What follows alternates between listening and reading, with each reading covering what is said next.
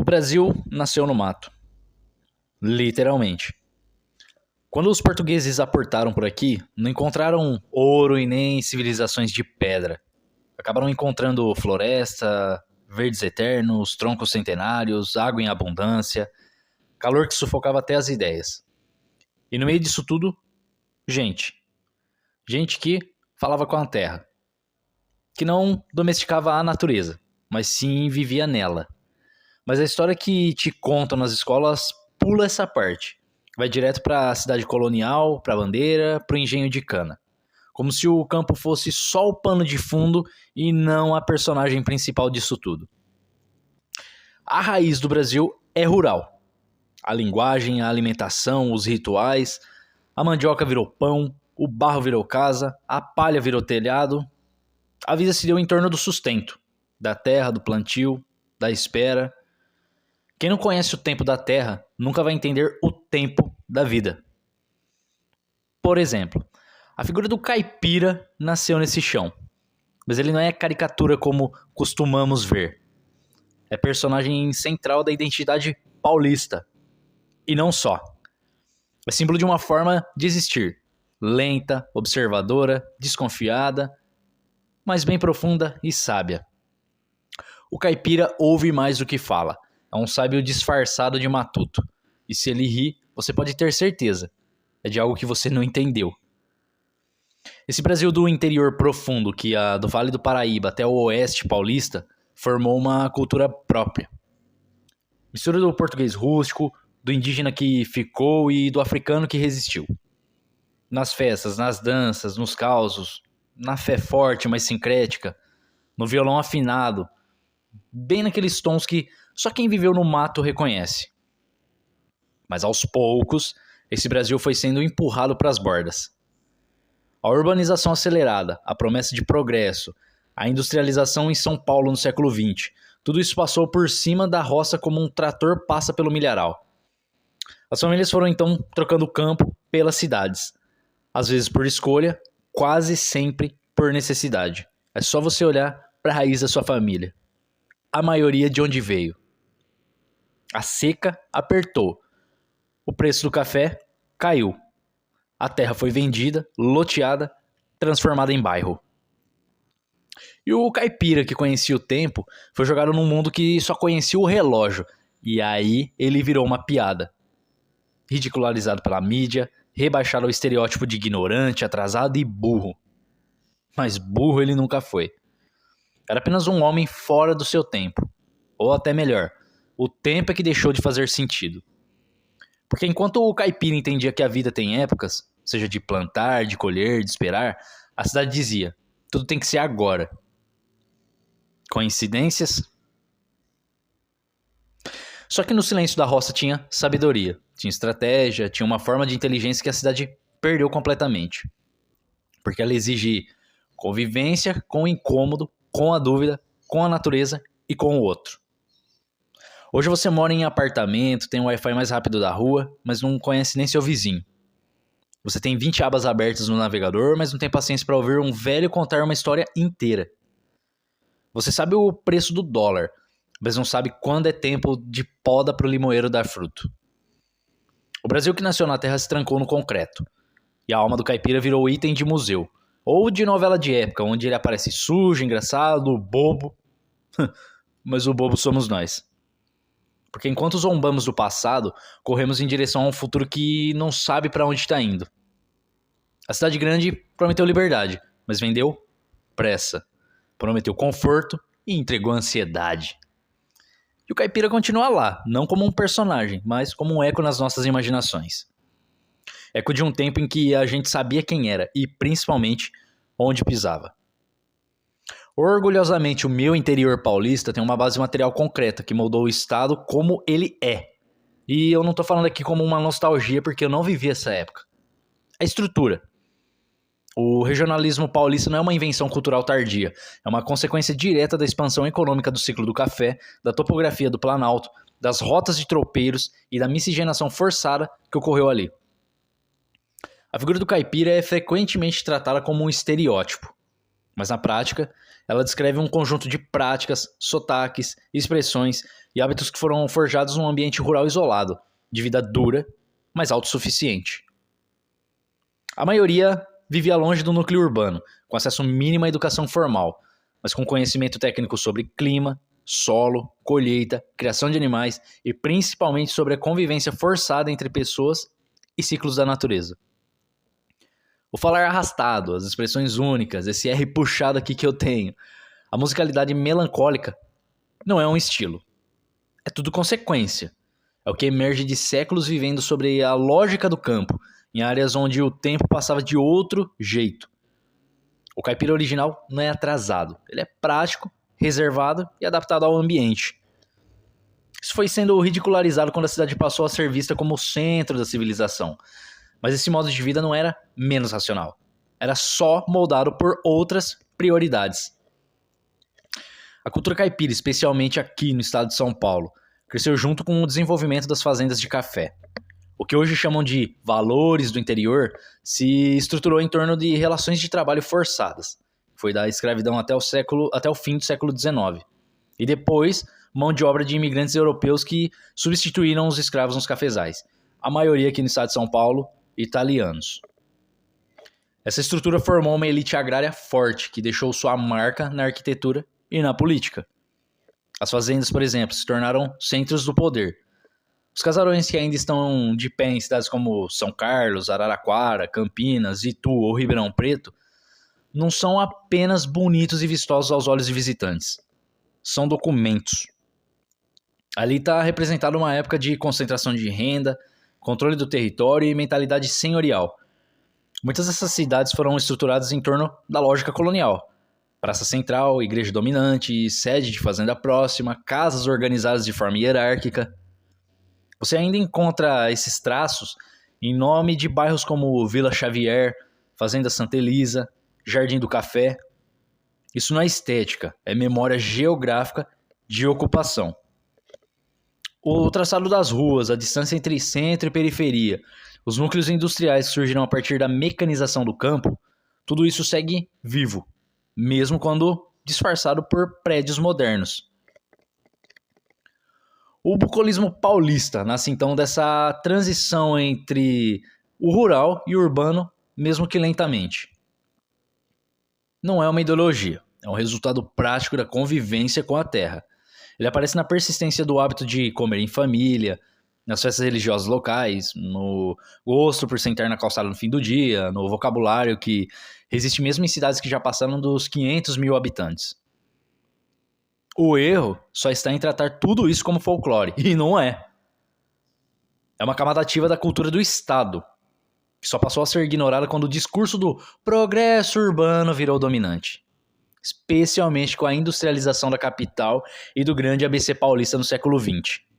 Vocês paulistanos que me digam isso, porque eu não entendo nada. Mas enquanto isso tudo acontecia, o interior não sumiu. Ele foi perdendo prestígio político, foi virando caricatura midiática, mas sua base social permaneceu. E em muitos municípios, mesmo os mais urbanizados, o comportamento ainda é reflexo direto do tempo em que a cidade não era cidade. Costume, mesmo que capengando, ainda sobrevive, mesmo que a origem tenha sido esquecida. Não é que o interior seja puro ou moralmente superior, mas é que ele carrega camadas que a cidade grande diluiu.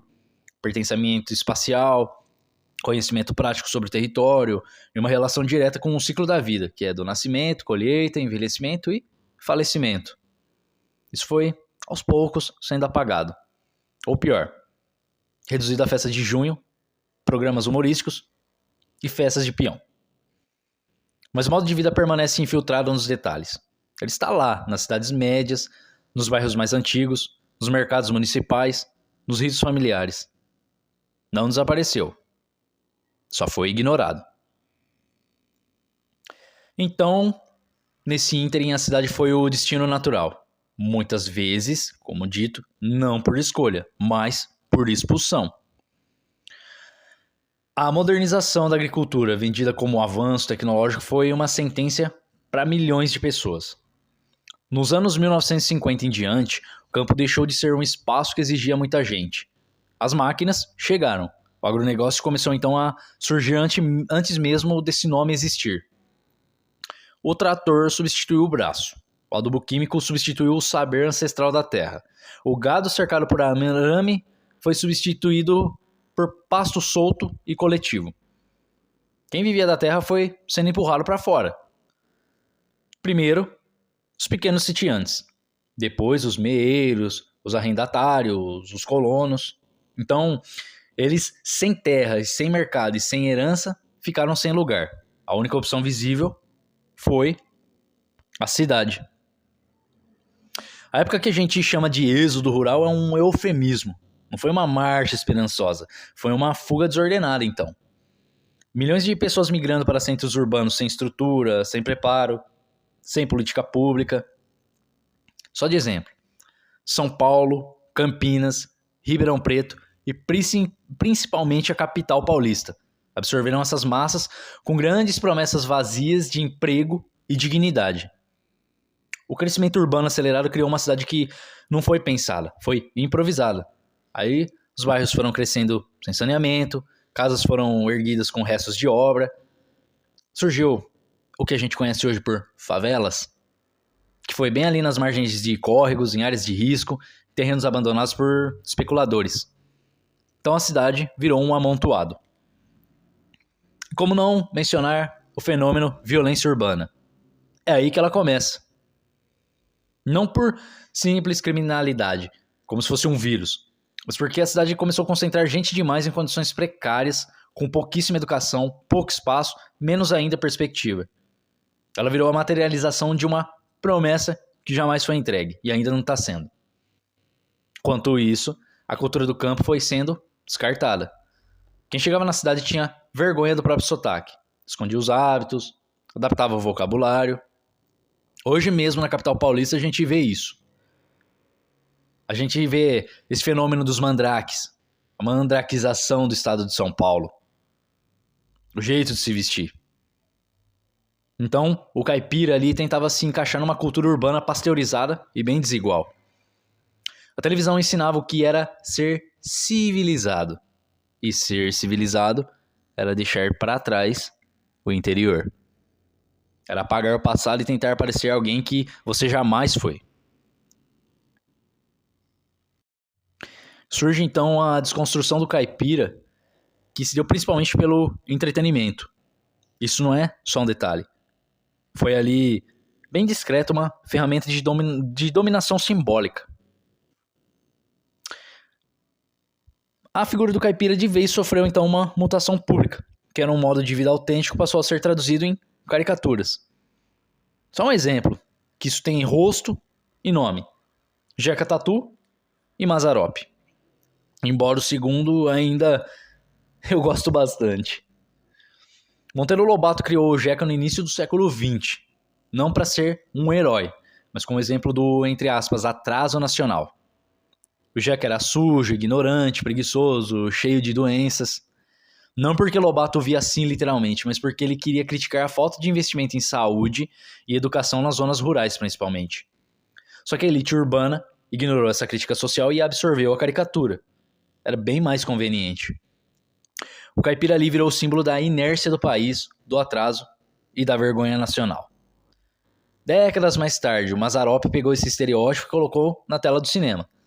Fez sucesso, muito inclusive, mas o preço foi alto. Muita gente enxerga a Mazzaropi como o ícone da cultura popular. E foi. Mas também foi agente involuntário de um reforço de imagem. O caipira nos filmes era sempre simplório, atrapalhado, inocente demais, quase burro. O riso vinha do contraste entre a ingenuidade dele e a malícia do mundo moderno. Era como se dissesse: veja como esse tipo não serve mais para o Brasil de verdade. Na prática, isso consolidou uma hierarquia simbólica. Ser urbano era ser esperto. Ser rural era ser um total tapado. E isso teve impacto real. O migrante rural que chegou na cidade nos anos 60 e 70 já trazia esse peso. Sabia que seu modo de falar era motivo de piada. Sabia que seus hábitos eram vistos como coisa de gente limitada. A vergonha cultural, então, foi incutida por diversas destas narrativas. Então a elite urbana, inclusive a intelectual, ajudou nisso. Poucos defenderam o valor da cultura caipira sem tentar melhorá-la ou civilizá-la. A resistência ficou com a oralidade, com a música de raiz e com as festas locais. Mas o estrago na autoestima coletiva já estava plantado. Esse processo de desmoralização cultural não foi só entretenimento, foi colonização interna. Quem controla a imagem do outro, controla também o valor que ele acha que tem. Mas a cidade nunca teve espaço real para tanta gente. O desemprego crônico, a desigualdade estrutural, a falta de planejamento, tudo isso fez da metrópole uma promessa fraudada. O transporte continua caótico, o alimento cada vez mais caro, o ar então nem se fala, poluído. O tempo é consumido em deslocamento. A vida comprimida em prédios de concreto e rotinas automáticas. Tudo é cada vez mais artificial. Quando que você acorda e bota os pés na grama? Com certeza você mora num apartamento ou mora numa casa apertada com concreto puro. O resultado disso? Esgotamento físico, mental e espiritual. A cidade se tornou uma máquina de moer gente. E a identidade que foi renegada no passado, aquela relação direta com a terra, com o tempo natural, com a comunidade próxima, agora começa a fazer muita falta. Não por saudade, mas por necessidade. A metrópole é um colapso sustentado por antidepressivos, aplicativos de entrega, remédios para dormir e séries para esquecer que a vida real se tornou impraticável. A cidade não é mais sinônimo de progresso. Virou prisão estética, social e principalmente existencial. E agora, pela primeira vez em muito tempo, tem gente querendo voltar. O movimento de retorno ao campo é real, mas é confuso ainda. É a tal matopio que vocês estão falando. Precisa ser ainda decifrado com muita precisão sem cair em armadilhas sentimentais. Muita gente que hoje abandona a cidade grande não está descobrindo a natureza, está tentando só sobreviver. Aí entra agora um fenômeno novo. O êxodo reverso. Mas ainda é êxodo. É o aluguel em São Paulo que engole 60% do salário. É o estômago que aperta quando chega o boleto da creche. É o medo de adoecer e cair num SUS saturado. É a conta de energia com bandeira vermelha, saco cheio com RH, o tédio das planilhas. É a cidade que prometeu tudo e entregou estresse, ruído e poluição. Então, o campo vira uma alternativa. Não por ideal, mas por necessidade. Só que o campo que espera esses fugitivos não é o mesmo que foi deixado lá para trás, como eu falei aqui. Ele também foi remodelado, completamente industrializado, estetizado e corrompido. Uma parte desse campo agora é cenário de Instagram. Outra parte virou um símbolo de uma identidade grotesca que aqui no interior a gente ama zoar. O agroboy. Esse personagem virou figura comum no interior paulista. Tá com aquela camisetinha apertadinha, chapeuzinho de marca, Hilux parcelada, discurso raso e agressivo. Não planta, não colhe, não cuida, mas só quer saber de ostentar. É o famoso rural de shopping center. Uma mistura bem tosca de latifundiário imaginário com influenciador sertanejo. O agroboy não representa o campo. Ele representa o esvaziamento do campo misturado com o espírito das metrópoles. É a caricatura do fazendeiro, sem terra, sem lavoura, sem ligação com o solo. A conexão é só com o símbolo. A bota, a fivela, a música alta, enfim. E essa música merece uma autópsia à parte, e talvez não haja exemplo mais simbólico do que o que aconteceu com ela.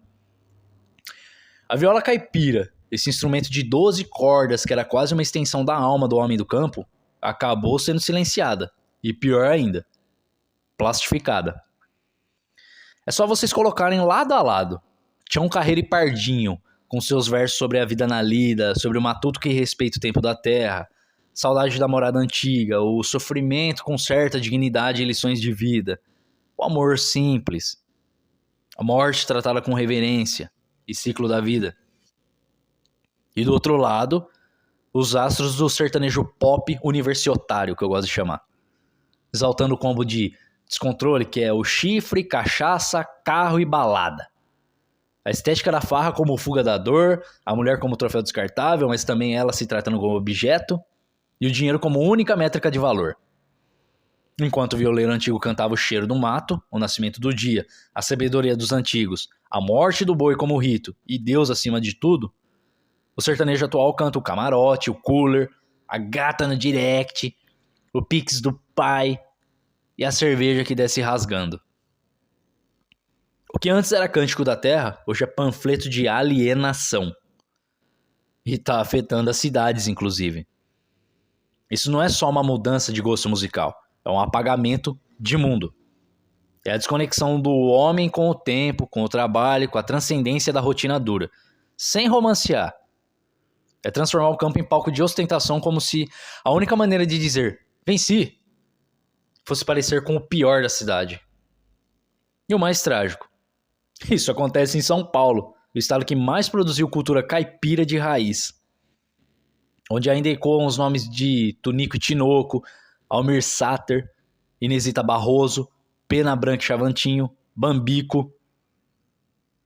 Gente que fazia da música um registro da alma coletiva rural. Hoje essa herança é tratada como piada, quando não como peça de museu. Os jovens ouvem o novo sertanejo, mas nunca viram uma roda de viola. Nunca escutaram uma toada de verdade. Nunca sentiram aquele silêncio que vem depois do ponteado. O silêncio que fala. E quando escutam, acham triste demais. Claro que é triste. A vida no campo nunca foi alegre como comercial de margarina, mas era real, e a música era espelho disso. O que vemos agora é o contrário. Música como fuga da realidade, como uma anestesia e como espetáculo de auto-engano. É só a gente ver. Eles não estão falando da terra, da vida e dos seus ciclos. É só valorizando sua traição, bebida, farras, motel, ostentação, futilidade. Fala da vitória simbólica de quem fugiu do campo, mas nunca chegou de verdade na cidade. E esse fenômeno, infelizmente, não é só musical. É cultural e é simbólico do que está decaindo mais ainda. A elite urbana ri do agroboy, mas consome o mesmo produto esvaziado. É só você ligar qualquer rádio, qual que é o estilo de música além do funk que está em alta. É o mesmo que fazem com o samba e o pagode, por exemplo. Extraem a estética, mas descartam o conteúdo. Aprofundam a caricatura e descartam a raiz. E assim, o que poderia ser reconexão vira disfarce. O campo vira palco e o caipira é deletado mais uma vez. Mas por fora desse barulho todo, há uma minoria silenciosa e densa. Gente que entendeu que não tem volta sem revisão. Que retorno ao campo não é desfile e nem post. É reforma íntima. É reaprender a usar a mão, a esperar o tempo da terra e se frustrar com o solo seco.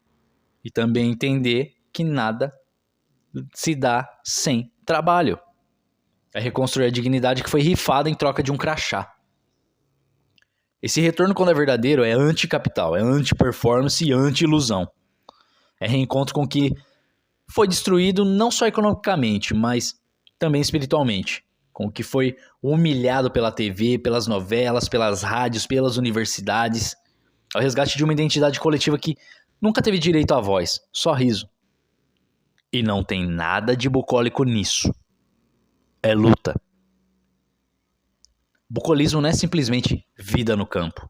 Não é natureza bonitinha, nem cenário de fundo para influencer tirar selfie com chapéuzinho de palha. O termo nasce da literatura clássica, especialmente com os poetas gregos Teócrito, no século III a.C., e depois Virgílio com suas éclogas, que criam um gênero próprio, a poesia bucólica. Esses textos retratavam pastores idealizados cantando amores, perdas e contemplações em paisagens que representavam um refúgio simbólico diante do caos urbano, político e existencial. Não se esqueçam que o fenômeno metrópole já existia nessa época. Era o campo como um símbolo do que foi perdido, como construção mental, quase espiritual, um arquétipo de pureza, simplicidade e harmonia cósmica que ficou implantado na gente. Só que isso jamais foi literal. Mesmo nos gregos e romanos, o bucolismo era uma ficção poética, muitas vezes escrita por autores urbanos que jamais haviam sujado as mãos de terra, porque o poeta era muito mal visto nessa época. Ou seja, a ideia bucólica do campo já nasce como projeção, como desejo de pureza e não como realidade da vida do camponês. No Brasil, o bucolismo aparece de forma indireta, mas intensa. Não há eclogas tropicais, mas assim uma busca constante pela figura do campo como espelho moral da nação.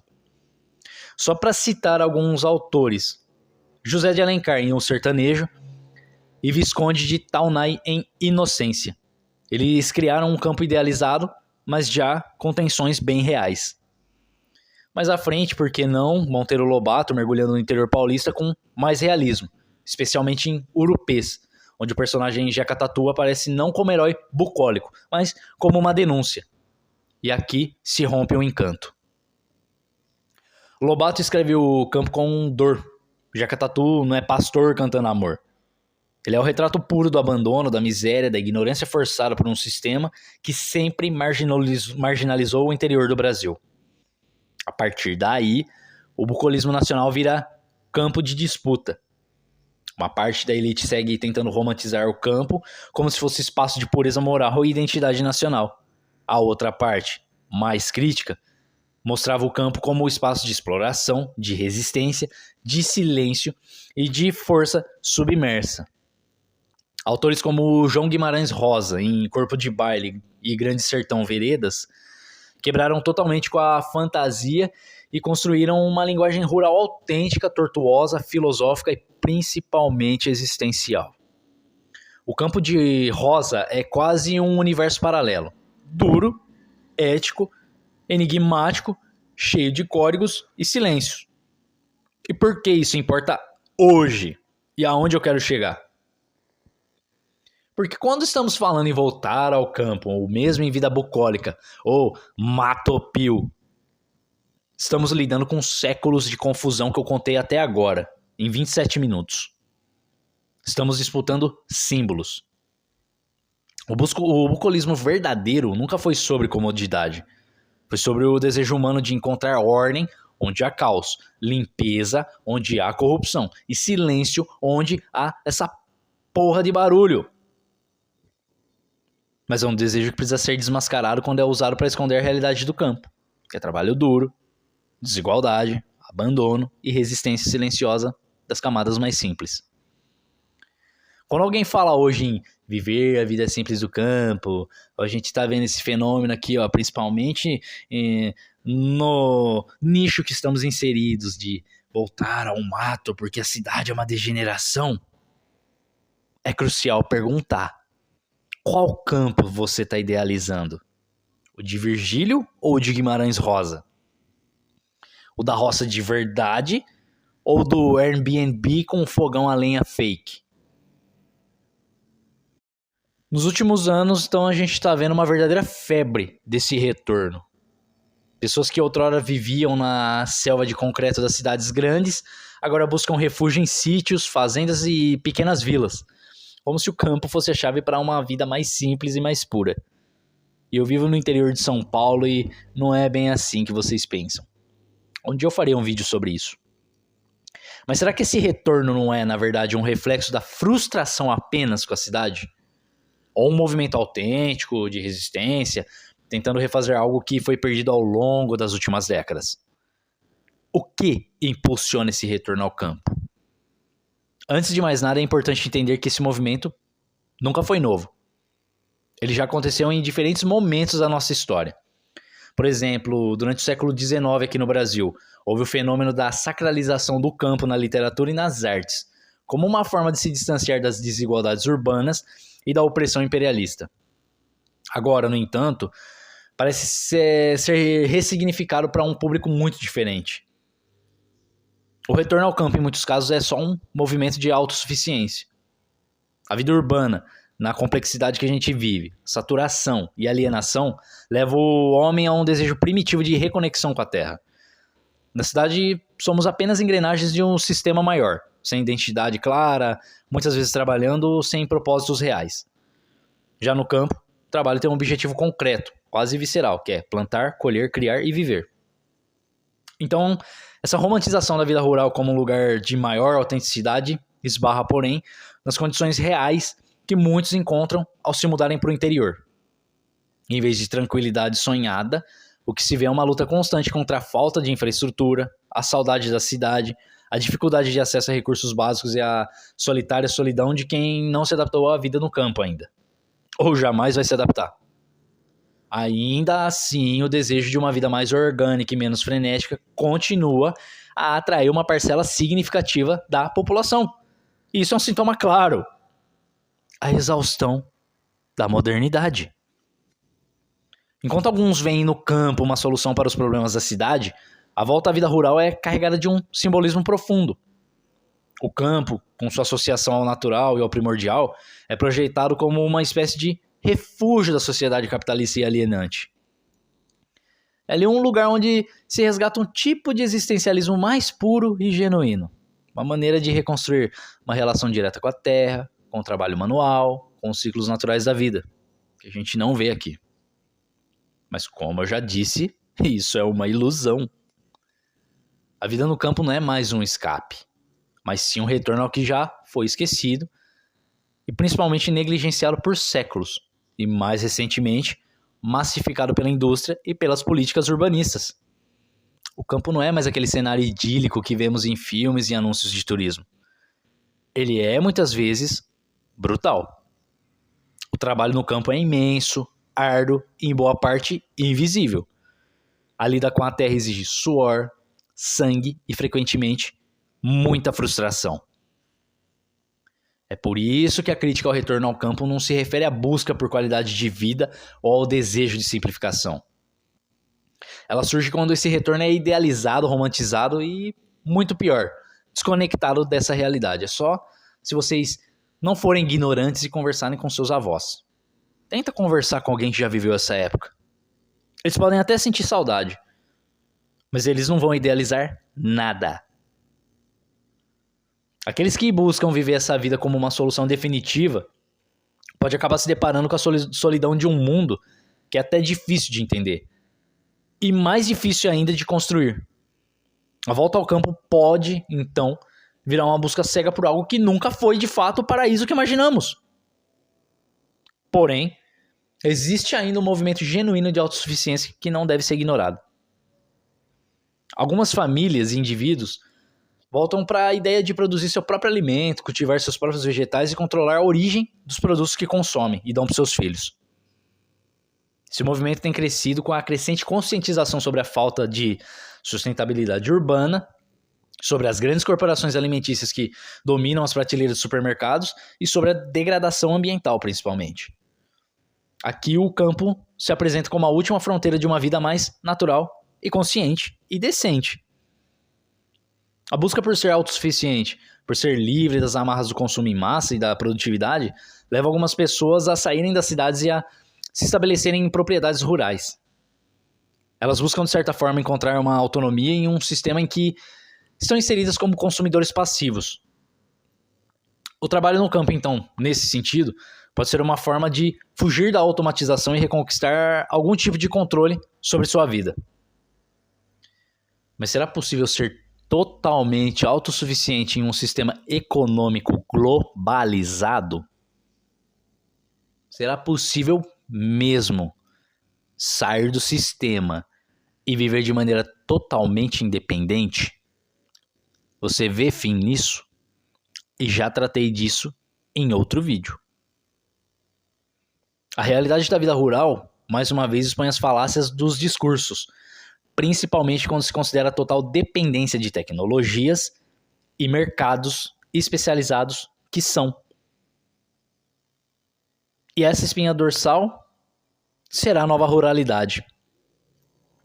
O campo, assim, não é o paraíso prometido, mas um campo de tensão entre a tradição e a modernidade, entre o desejo de liberdade e as condições implacáveis da realidade que nunca vai fugir. Chegamos ao ponto crucial da nossa reflexão.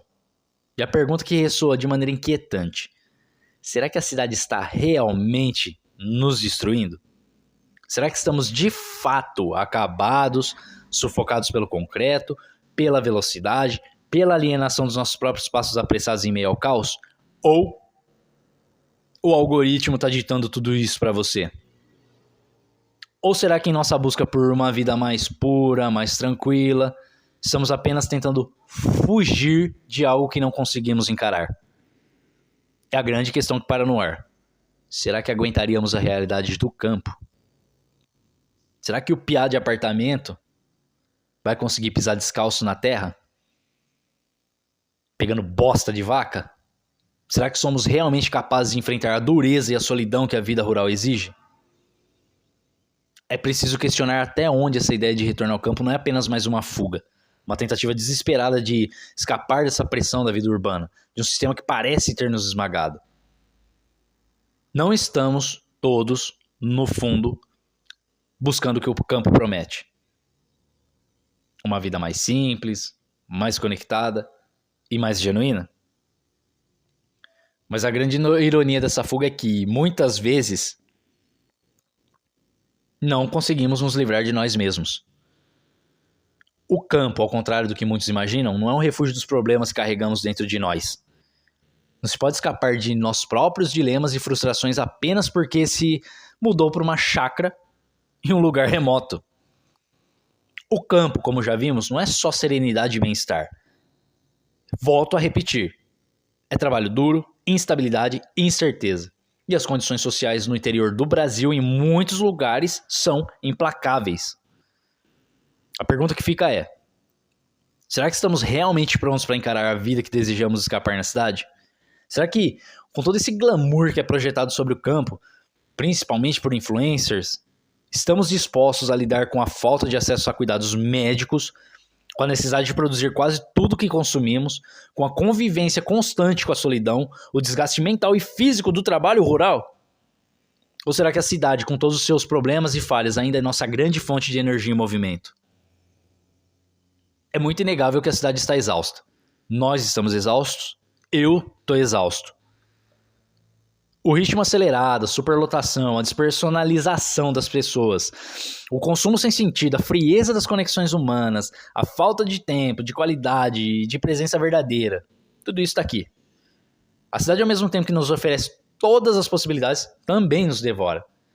E essa devoração é algo visceral, muitas vezes invisível, até que nos tornemos completamente dependentes dela. Mas será que, ao olhar para o campo, não estamos também correndo o risco de idealizar demais? O que realmente seria voltar à vida do campo?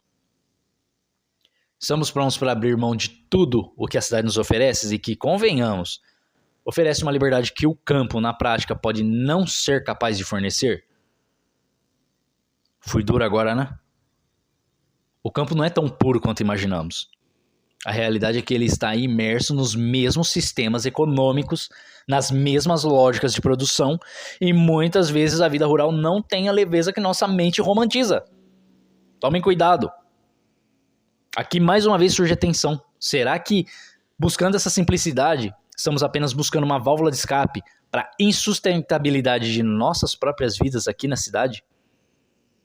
Não podemos negar que o campo tem muito a nos ensinar. Mas também devemos olhar para ele com os olhos da realidade, não com os olhos da ilusão idealizada. Mas talvez a resposta não esteja em escolher um ou outro. Talvez o verdadeiro movimento não seja fugir da cidade ou idealizar o campo, mas aprender a contemplar a vida, seja onde ela for. A beleza do campo não está apenas na paisagem. Ela também pode ser encontrada no simples ato de parar e observar, de respirar com mais calma. Mas a mesma beleza da cidade pode estar nas suas contradições, na maneira como, mesmo dentro de toda essa desordem, ainda podemos encontrar conexões reais com pessoas, momentos genuínos, possibilidades infinitas de transformação e movimento. Talvez o ponto de equilíbrio resida em reconhecer o valor de ambos os mundos e encontrar um jeito de trazer o que é bom de cada um para as nossas vidas. O campo, com a sua paciência e permanência, nos ensina a cultivar não só a terra, mas também os relacionamentos e o sentido de comunidade. Já a cidade, com toda a sua intensidade, nos desafia a ser resilientes, a encontrar nossa identidade em meio a todo esse caos. Com certeza vocês estão ouvindo o barulho da cidade aqui. Moto passando, moro na rua mais barulhenta da minha cidade. É preciso parar de pensar que o campo nos salvará da cidade ou vice-versa também. A verdadeira questão é: como podemos construir uma vida que incorpore o melhor de ambos sem cair no erro de idealizar ou demonizar qualquer um dos dois? No fundo, o que precisamos resgatar é a nossa capacidade de reinvenção, de ressignificar o lugar em que estamos e a vida que escolhemos viver. Não importa se estamos na cidade ou no campo, o verdadeiro caminho é o da transformação interna. Precisamos aprender a cultivar as sementes da resiliência, autenticidade e conexão humana em qualquer terreno, seja ele urbano ou rural. O campo e a cidade podem, devem e ainda coexistem. Podemos ser habitantes do concreto, mas também cultivadores do silêncio e da introspecção. Podemos, sim, fugir do sistema, mas não fugindo de nós mesmos, e sim criando uma nova forma de viver, mais consciente e conectada com o mundo à nossa volta. A resposta talvez seja uma só. Não importa onde estamos, mas sim como escolhemos viver. Em qualquer lugar, podemos encontrar nosso caminho, se tivermos coragem de olhar para nós mesmos, sem idealizações, sem fugas, apenas com a vontade de fazer algo real e concreto. O campo e a cidade não são mais do que dois lados da mesma moeda, e a chave está em como a usamos. Se você, enfim, chegou até o final, eu quero saber, sinceramente, você acha que a fuga para o campo é realmente solução ou estamos apenas nos iludindo com uma ideia romântica? Ou eu fui muito radical? Deixa aqui nos comentários. Quero saber o que você pensa sobre isso. E se você curtiu essa reflexão, não esquece de curtir, compartilhar e se inscrever no Anatomax, porque a verdadeira mudança começa quando a gente começa a questionar. Vamos juntos nessa?